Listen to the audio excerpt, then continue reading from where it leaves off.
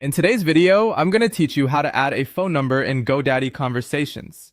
To get started, sign into your GoDaddy account and wait for the main dashboard to load. This is the control center for your account where you can access different tools and services. Once you're on the dashboard, look over to the menu and find Conversations. Go ahead and click that option to open it.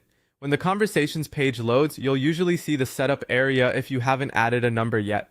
At this point, click Get Started or Add Phone Number, depending on which button appears on your screen.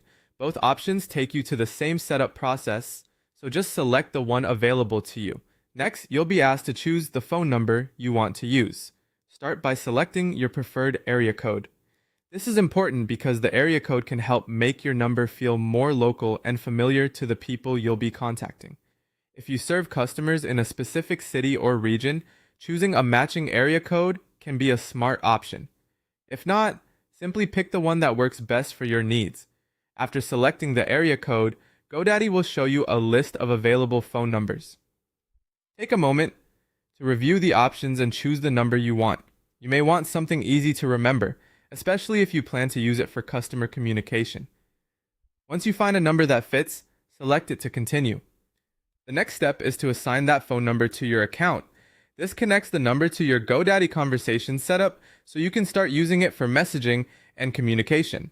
Follow the prompt on screen and confirm the assignment when you're ready. After that, the setup should be complete and your new phone number will be added to your account. It's a simple process, but taking a moment to choose the right area code and number can make a difference in how professional and recognizable your contact line feels. And that's it. You've successfully logged into GoDaddy, opened Conversations, added a phone number, and assigned it to your account. If you're following along, just move carefully through each screen and review your selections before confirming. That way, you can be sure everything is set up exactly the way you want.